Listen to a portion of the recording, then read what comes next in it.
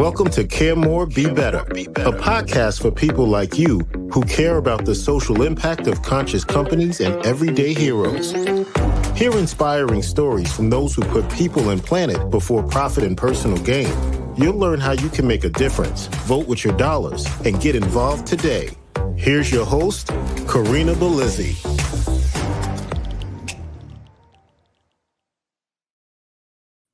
Hello, fellow do-gooders and friends.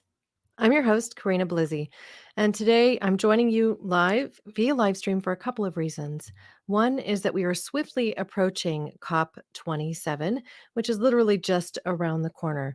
For those of you that do not know what COP27 is, let me just run through a quick rundown. It is the next meeting of a group of 198 countries that are coming together. They have signed the UN Framework Convention on Climate Change specifically. And this year it will be held in the Egyptian city of Sharm el-Sheikh on the 6th of November through the 18th of November. There are business leaders, politicians, environmentalists from all over the globe attending this event. And the UN is ultimately urging the world's industrialized nations to lead by example by taking bold and immediate actions. Some of these might be regulatory based, and some could come from you, from the companies that are ultimately leading us, the big five in tech, from Google to Facebook, and many, many more. 5 key issues that they are going to be covering and that we should watch relate to food, to nature and its preservation, water and water use, let me be clear on that, industry decarbonization, and also climate adaptation. And so on that point, I'm making a choice today to share with you an episode that I recorded with Therese Gennari. Now, Therese is a friend of mine. She refers to herself as a climate optimist, and she's just released her own new book, her first baby, so to speak, called The Climate Optimist Handbook. I had the pleasure of interviewing her on my other podcast, Nutrition Without Compromise. We went deep into what it takes to remain optimistic and the sorts of work that we can each undertake to ensure that we're part of the solution as opposed to part of the problem, to ultimately lead by example, even if it is only in our daily lives, because each of us can make a measurable impact, however small. So without further ado, I want to introduce you again to Therese Gennari. Now, we did interview her on Care More, Be Better roughly a year ago, so you've likely heard that episode already. If you haven't, I encourage you to go back and give it a listen after you enjoy today's show. With that, here's Therese. Idea that okay, I should show up for activism because I should do this. It's my responsibility to save the world for our kids and future generations. I mean, yes, if you want to tell yourself that, but it's not going to work in the long run. You're going to get very tired and overwhelmed. Instead say, well, okay, we live in a world that isn't working. We all created it. I was actually born into this world too. So it's not technically my fault because it was already kind of set up for me to continue to ruin the earth. Mm-hmm. So take off that responsibility piece and instead say, well, I do live today though. And we have this incredible opportunity to create a whole different world. And I am to be here for that. So it may not be my responsibility, but I have an opportunity here to participate in this. And how exciting can that be? So again, just tell yourself a different story and just start digging in where it feels good for you to start. Maybe you do want to go to your city council because you're there, you're really amped up and excited. But if that's too much for you, start somewhere else and just continue to build up. Welcome to Nutrition Without Compromise, a podcast brought to you by Orlo Nutrition. We believe that nutrition shouldn't be an either or, that you should never have to sacrifice your morals for your health or that of our home planet. Join natural products veteran Corinna Bellizzi and experts from around the globe as they discuss healthy solutions that are better for you and better for the planet.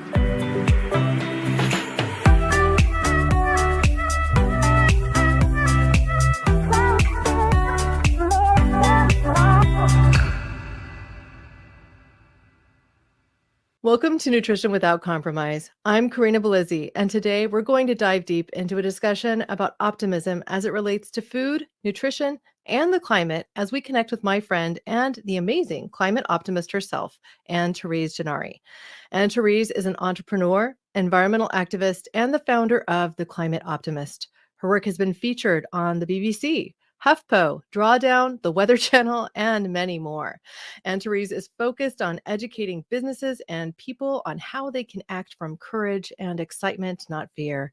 This fall, she is releasing her first book, The Climate Optimist Handbook, to help us navigate our journeys from anger to acceptance and optimism. And Therese, thank you so much for joining me today, and welcome to the show. Corinna, thank you for the lovely introduction, and thank you for having me. I'm so happy to be here. I just want to get started with somewhat the ethos of this show so people can connect the ideas that we're talking about today. What does nutrition without compromise mean to you if you were to define it for your audience? Oh, dive right into the heavy question. Nutrition without compromise, it's good foods. It's simple, it's clean, it's natural. It's something that I want to put in my body without having to compromise anything. I think that's what I would say it is to me. Good, clean, healthy food, feeling secure around it, not worrying about where it's coming from. Wouldn't it be nice if we didn't have to be label readers? I know, or even like where is it coming from and what is it doing to our earth and ultimately ourselves, which is not really usually shown on a label. So all these things. Yeah, these are problems that are not necessarily unique to our generation, but with which our grandparents didn't really have to think about. They didn't really have to do this, did they? No, and that's something I'm trying to remind my grandparents. They're like, what are you doing all this work for? And just come home to Sweden. I'm like, listen, the world has changed. It's not what it used to be in your back in your days. So for sure, things have happened pretty fast if you think about it. That's not a lot of generations ago, but yeah, we need to be more aware, and we need to be able to go to the store and buy things without having to be worried about the backstory or the ripple effects of it that we may not understand in the moment. Right. I mean, I've just come back from Philadelphia where I went to Natural Products Expo East. This is one of the two big shows in this whole foods and nutrition industry. You'll see supplement brands, a lot of foods, a lot of food tech. And it's amazing to see the innovations that are starting to come out of the kind of periphery and into mainstream, where there were several companies that were featuring seaweed, let's say, as a primary example, as a component of their new version of a veggie burger, right? That might have, instead of being beans and rice based, things like green chickpeas, which, I mean, I'd never heard about green chickpeas, but apparently it's before you dry them and then using them fresh as opposed to, dried and then later soaked, so to speak. What novel things are you seeing, or are you in particular consuming during this vital stage in your own life? This question has a lot of answers to it. I would also say kelp. I think that's an amazing use of a really natural resource that's good in so many ways, especially for climate change. And I have to say, I actually invested in a kelp company, a kelp burger company, and I haven't yet tried their burgers, which makes me feel so ashamed and just like not happy with myself right now. But that is something in the food scene that I feel like that's, we need more of that. Another crazy thing that's actually like, I think it might be on the market or coming very soon, is the fact that we can copy DNA from the milk of a cow and create actual milk without the use of a cow. And I'm like, that's extraordinary because some people want actual milk. So this is actually something I plan to cover in my roundup from Expo East, which I'm still writing, because I came across this company that is doing exactly that. And because it has the same proteins that are present in dairy, they have to label it as a dairy product, even though it doesn't contain anything related to the cow. It's actually from plants.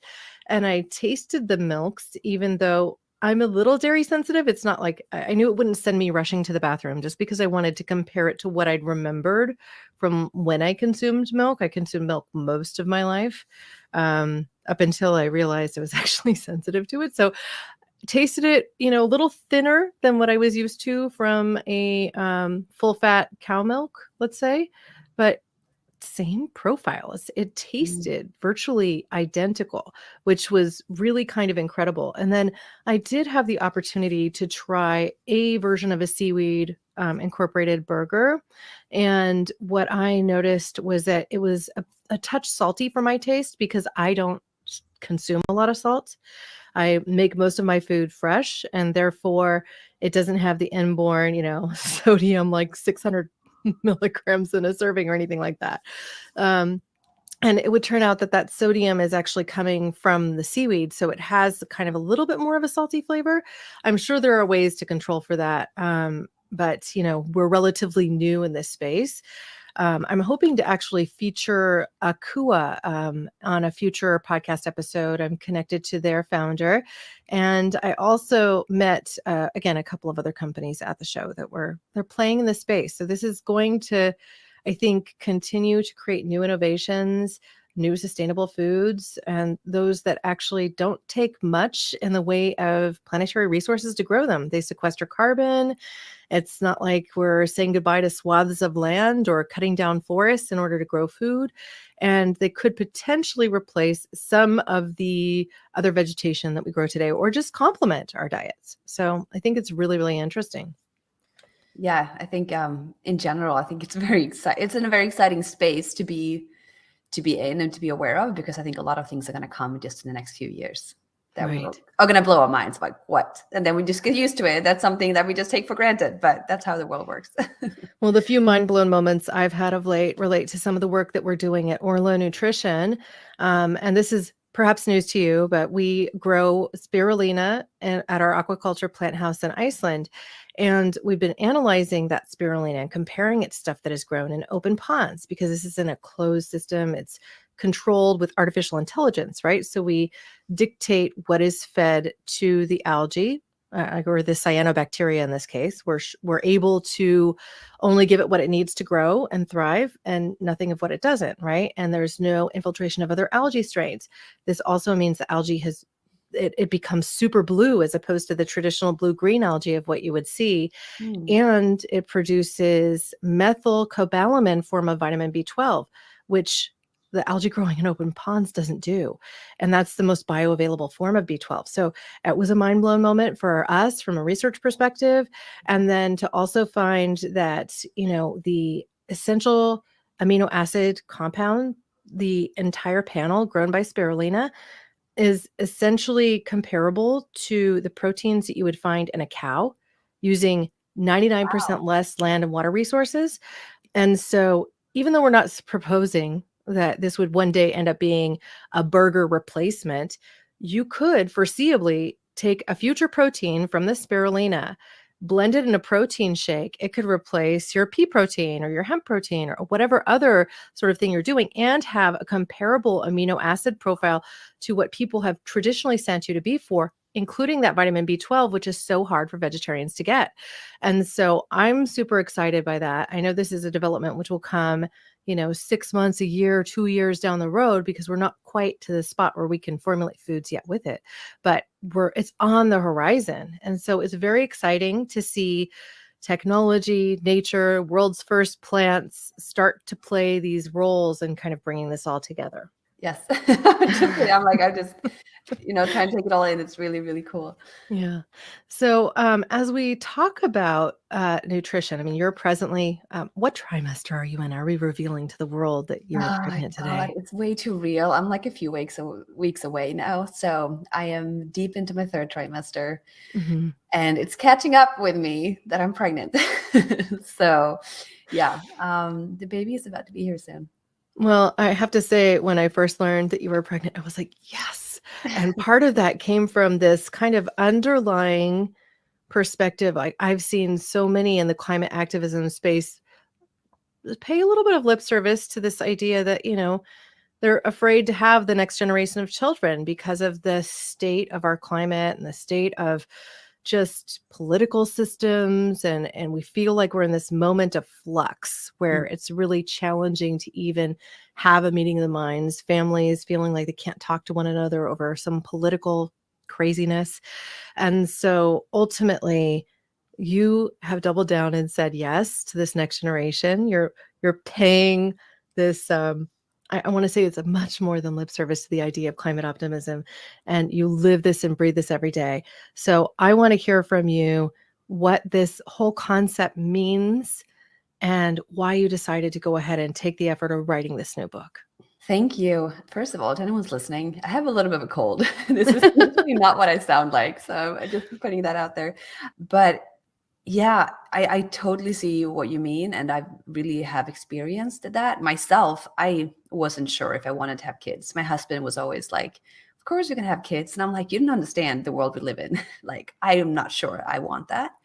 And it was really a battle between two things. One is from a moral perspective, how do I bring a child into a world that, like you said, is so crazy and uncertain? And what if my child gets to grow up in this scary climate, dystopian future? And I don't want to bring that to anyone. And, at the very least, my own child. That's one thing, the fear itself. And the other one is like, here I am trying to minimize my footprint, and then I'm bringing the biggest footprint there is, which is another human being into the world. Mhm. And I think there's been a lot of shaming and finger pointing in that regard. And some people love to claim that the only issue we're facing is a populations issue. And I do not agree with that at all, because that's not the truth. And if anything, if that's how we feel, then we should empower women and their bodies and make sure that everyone is in control of their own decisions. Like, that's where we should start if we think we have a populations issue, because that would be, an obvious place to start, in my opinion. But what happened to me, I think it was an ongoing journey that, took place inside me very spiritually. And I started just getting signs, sort of a little bit from the universe, also Mhm. from my body, and started to open up to this idea that maybe I wanted to be a mother. And at first, the thought terrified me, as I said. But I think as I let it kind of sit with me and grow with me, I realized I do want to be a mother. And that I think if we give up on that intuitive, deeper sense of who we are and who we're supposed to be in this world, if we deny ourselves our own inner calling as a woman, for, let's say, to be a mother, then we're just taking ourselves further away from our own humanness. Mm. And we don't need to be less human today. We need to be more human. We have to connect with that inner source and to embody ourselves in a new way. And I think when you deny yourself that calling, it's kind of like working against its purpose in a way, especially for climate change. And I think every single human being is a beautiful participant in this journey towards a better world if we choose to act on it. Yeah. And it's not to say that every single one that comes here is going to come here and make trash and leave a negative footprint. I think that is one of the biggest narratives we have to shift, which is the one that we keep telling ourselves, that we are the issue. If we only remove ourselves and make ourselves as small as possible, maybe the world will survive, or maybe the earth will survive. But we can actually leave a positive footprint, which you just described with kelp and Erlo and what you guys are doing. So Mhm. I think it's when we shift that narrative to say, we are here to leave a positive, beautiful footprint. And maybe then I do want to bring a child to the world, because she can also help expand that footprint for us. So yeah, a lot of things have gone on. And then I will just say that the day I found out I was pregnant, ever since that day, my mind has changed, my body has changed, obviously, but not just on a very obvious physical level, but there's been some shifts inside me where I see myself in the world in a whole new way. And I'm just truly excited. And it's weird to say, but I feel more calm and optimistic now, knowing that I'm bringing a child into this crazy world, than I think I felt in 15 years. Wow. Well, I have to say, from a mother who also dragged my feet a lot. I mean, I had my first child at 38. That tells you something, right? Second child at 41, officially called a geriatric mother by my OB at that point. So, but that being said, the perspective I was able to bring to the whole process and my commitment to my own health actually led to a nurse at the hospital saying to me, "You may be my oldest mom, but you're also my healthiest." Wow. And that doesn't come from not paying attention to the things you put into your body. It comes from paying attention to that. It comes from listening Mm-hmm. to that inner voice, or even whatever that voice is when you're walking into the forest. I know you've described this on another podcast when I interviewed you on Care More Be Better, where it's almost like you're getting a download from the universe as you are in a meditative, calm state, spending time among the trees or on a hillside and just in nature. And so I think if we can demonstrate this for our children, that they can be as much a part of the solution as we are. And to the point that I'm starting to see this now, because my oldest son is 7, he'll be 8 in January. And he's starting to integrate all of the things that I've taught him along the way about being mindful about waste, about thinking about how he's treating the objects that he owns so that they can last. Understanding that we don't just go out and get the latest hot plastic toy because it's available, that we don't do things like run to Target and pick up a whole new wardrobe each season because he still has clothes that he can wear and that we can shop for at a used clothes store. I mean, he's actually brought this into his psyche and he talks about it with me. Wow.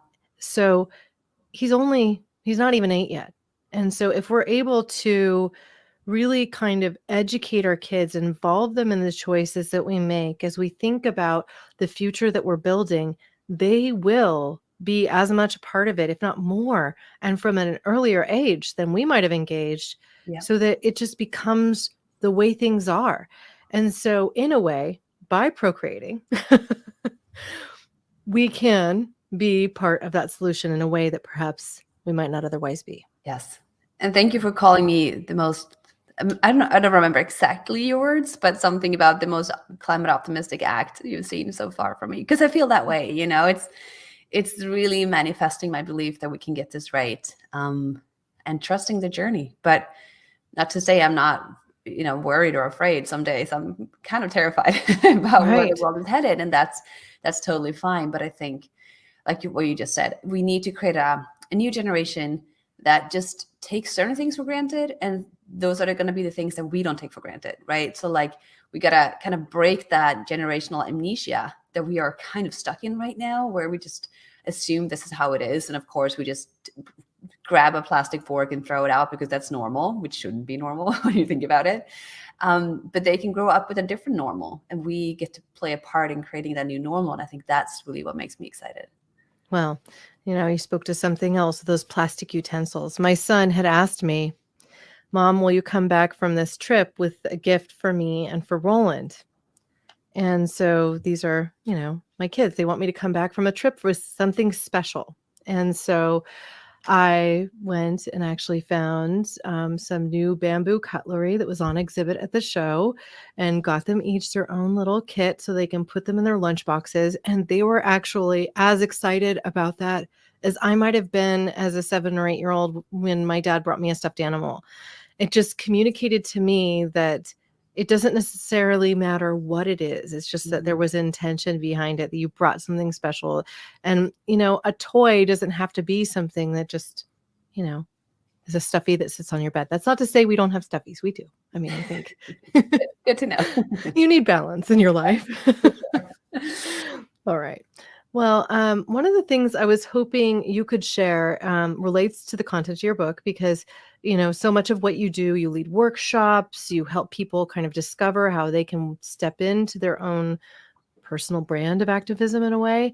So what can they expect? What can these individuals who come and discover your book, the Climate Optimist Handbook, what can they expect from it? Yeah, and I never really answered your previous question why I wrote it, but maybe this can be tied into this question. So you can expect, I think the easiest way to explain my book is a self-help book on climate change. And I say that because it's sort of written as a self-help book in a way. I want it to be very inspirational and to give a lot, not just for the individual to use as a tool to then better the world, but actually as, I want to give back to the individual. Like really the core of my mission is to help people. And I believe in that, in helping people, grow into the people they can be, they will continuously to help plant that positive seed on the earth. So it's a self-help book on climate change, and it's broken up into 5 parts. The first part is shifting the narrative. So it's all about what I burned for, which is shifting the narrative on climate change, on the stories we tell ourselves and how we see the world, just to give a little bit of a different perspective on what's actually possible if you just kind of turn this a little bit here and see, what's the backstory to this, or what's the other side of this issue that we're facing. So that's the first part. to kind of set the mind and get people excited. Second part, actually now my brain is not working. Pregnancy and a cold. I don't know if these are going to come in the right order. I'll just drop out what the different parts are. A second part is about change.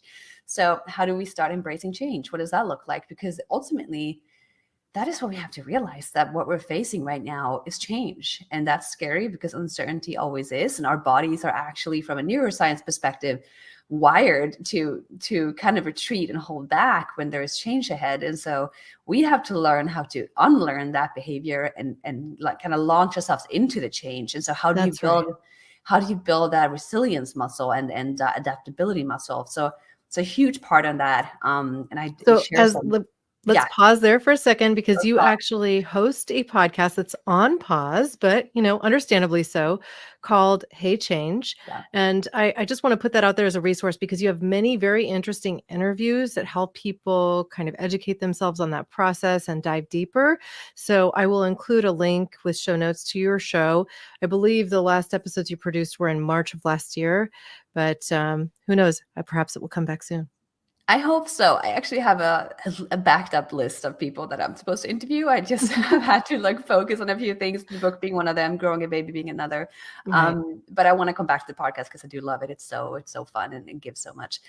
But yeah, so how do we embrace change? How do we learn to kind of flow in that change and to get excited about it? So that's a huge piece of my work and also a big part of the book. A third part is optimism. What's the science behind optimism? Why is it important? How do we create optimism? Because I believe we can't just choose it, because that's going to come back and bite us. We have to actually participate, and in doing so, create our own optimism. So a big piece on that. Then there's a piece on choosing empowerment. So what does that look like? And that's really where we get to embark on that journey and start implementing change. And what does it mean to be a leader in our own lives? What does it mean to be a leader in our communities, in our families? We don't have to become the next Instagram sensation or Greta Thunberg, who's marching and joining, having thousands of people join her. That's not the kind of leader everyone has to be. But we can all be a leader in our own lives and regain that agency, which I think so many of us are lacking right now, which is why we're so anxious. We feel like we don't have control. So how do we become that leader for ourselves and for others? And then there's a whole piece on climate optimism. So what are the reasons for being optimistic about the transition, about all these amazing new technologies, about the future, and what does it look like to kind of live in that excitement and curiosity? So the book is about shifting the narrative on climate change, but to do so in a way from a very empowering perspective, where the reader gets to go on this journey where hopefully they will finish the book feeling like, wow, not only do I deserve to feel well and happy right now in the midst of climate change and being aware of all this, but I can, actually by seeking to be the healthiest, happiest, most balanced version of myself, I will also leave the most positive footprint on the world around me. And I forgot one entire piece, which is awareness. So the whole awareness piece is how we land in awareness, accept, reality, but from that heal ourselves so we can heal the world and start growing emotional resilience. So I know there was a lot, but it's a book with many parts, and I hope that people will finish it feeling very grounded, but also empowered. Well, I think that's the important piece here. We all need to be empowered to engage. And I really love your point that, being a climate activist doesn't have to look any one way. It could be doing something as simple as making sure that you routinely email your Congress people about a specific issue that you're upset about, or something like my friend Matt Schlegel, who he has decided to spearhead Fridays for the Future. And every Friday, he pickets in front of City Hall in Palo Alto. And then every Monday, he goes to the city council meetings and uses up 2 to 3 minutes of time talking about why climate change is an issue and making sure that his voice is heard, recording it and then sharing it in social media, and just working to make the community more aware and to amplify the sorts of voices that sometimes fall by the wayside. And so if each of us can take a little piece that we're passionate about and march for change, then we're doing good work and we can remain more optimistic because we're engaged. So it's, in my mind, it's like this self-fulfilling positive cycle where we're thankful for the engagement, for the community that we build, and we actually build stronger connections with people that we're inspired by. And then that inspiration leads us and continues to kind of feed that optimistic engagement in not only your life, but in just your passionate pursuits. So I love the whole concept. I love your work. And I commend you for staying with it. I mean, it is hard to do that in the midst of pregnancy and, getting phone calls from BMW and being asked to I know do it's been all these one of those things. crazy summers. I'm like, why is everything happening now? But I guess I trust and embrace that. And I actually want to, if you don't mind, before we move on, because you said some really important things. And I think it's important to recognize too that there are steps to all of this. So for someone who's listening, it's like, I don't want to go to my city council every Monday. Like, you don't have to do that. Like, that is amazing that he does that. And I'm like, It is. I'm like cheering him on from New York. But it can start by and this can be very intimidating to some people, having a conversation about climate change with your family. Like, that can be a really big place to start for some. And we need that, because I'm going to butcher the numbers if I throw them out there, but there's something where like around 70-80% of Americans are concerned about climate change. But when they're asked what they think that their peers think, only 30-something believe that other people care about it. So again, don't get too hung up on the numbers, but a lot more people care about climate change than what they think their peers do. So this just tells us that we should talk about it, because we actually all want the same thing, and we all more concerned than we might think that the neighbors are. But there's so many barriers and like mental blockages there, where we feel like already there, that's too much. I don't want to talk about it, because then I'm acknowledging the climate change is real. So that's a great place to start. And to also emphasize what you said about optimism, that's how you create optimism. Because yes, you feel good about yourself. You feel like, I'm making an impact. But your body will also start to reward you, because it produces happiness hormones, which I talk a lot about in the book too. And so I think break that idea that like, okay, I should show up for activism because I should do this. It's my responsibility to save the world for our kids and future generations. I mean, yes, if you want to tell yourself that, but it's not going to work in the long run. You're going to get very tired and overwhelmed. Instead, say, well, okay, we live in a world that isn't working. We all created it. I was actually born into this world too. So it's not technically my fault, because it was already kind of set up for me to continue to ruin the earth.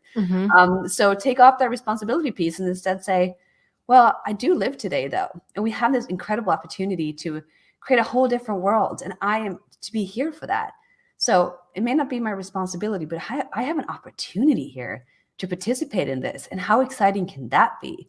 So again, just tell yourself a different story and just start like digging in where it feels good for you to start. Maybe you do want to go to your city council because you're there, you're really amped up and excited. But if that's too much for you, start somewhere else and just continue to build up. Right. Well, I do have to say too, I had the pleasure of meeting in person a couple of people I featured on this podcast in an earlier episode, the co-founders of Lotus Foods, who are in the space of rice and have championed more crop per drop with rice cultivation. So we were talking about the issues of food insecurity in the present climate, right? Namely also the reality that we're confronted with in California. In California, we grow most of the rice that is grown in the United States. And we have water issues here now because we don't expect to get the same allocation of water resources to our farmlands.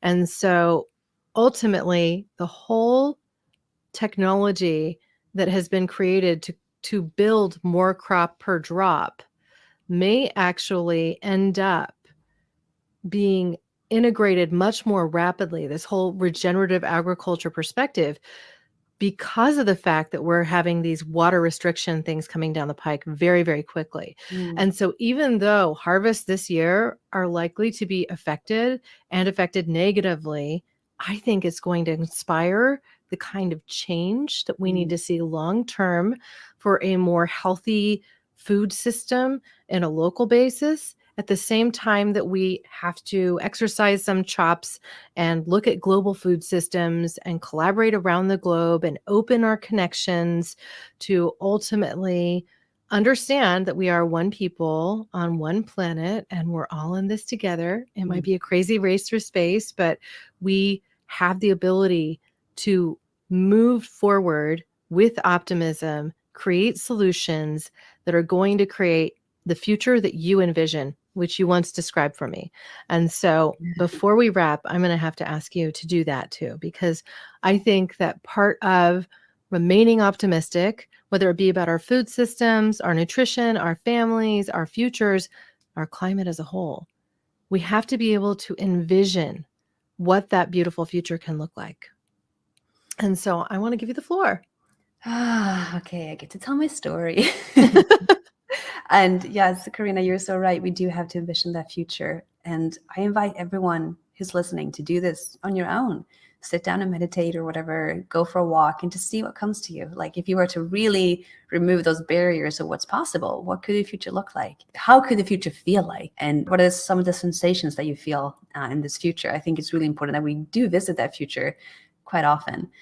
And I feel like I always talk about cities, but I do live in New York City. So it's kind of what my reality is. And I think where we need to see the biggest changes and also where a lot of the biggest changes are possible because there is a system in place and we can create massive changes rapidly for that reason.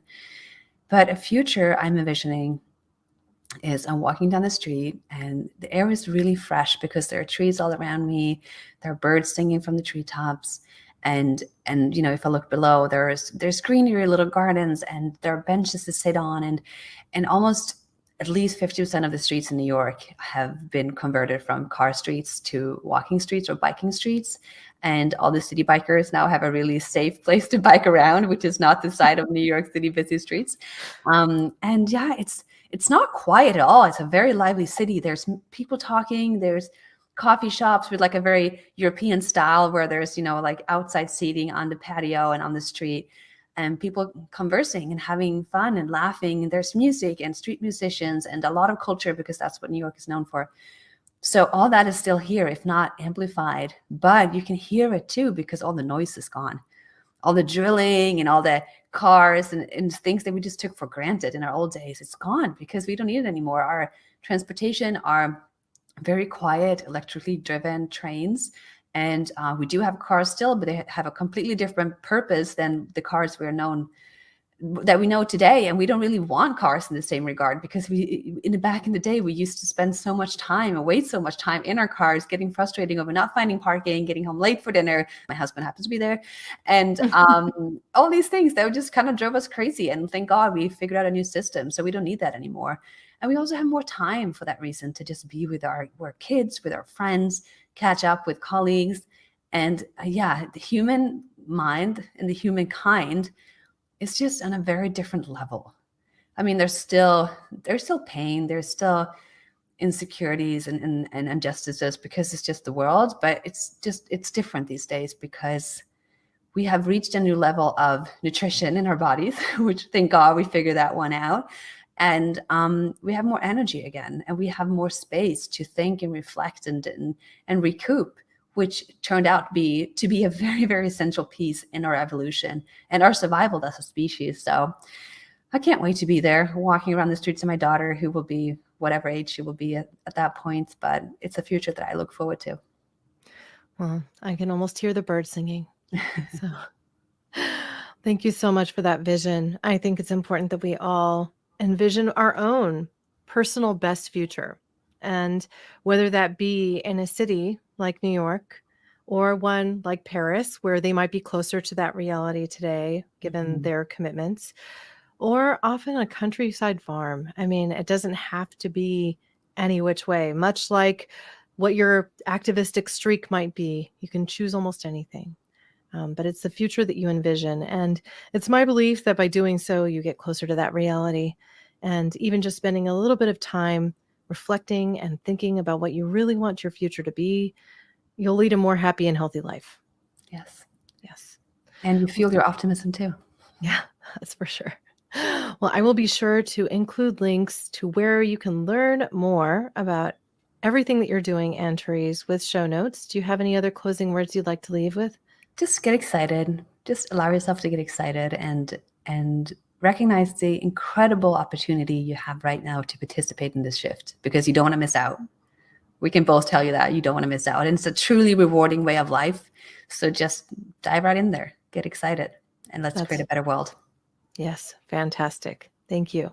As always, you can find links to where you can learn more about Therese Gennari and her important work as the climate optimist with show notes, complete transcripts, even the video version of this podcast at orlonutrition.com.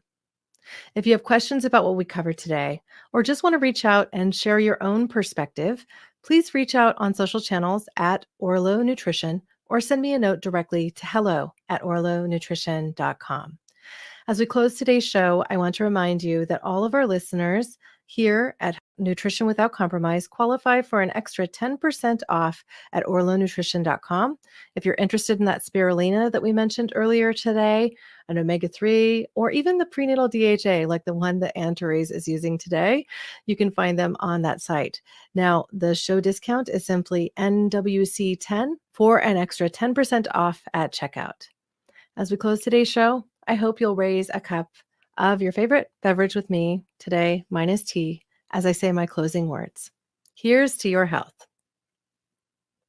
Thanks for listening to Nutrition Without Compromise. To make sure you never miss an episode, subscribe, rate, and review wherever you listen to podcasts. If you'd like to learn more, visit orlonutrition.com and join our mailing list. You'll gain access to complete show notes, features, and informative blogs, because nutrition shouldn't be an either-or.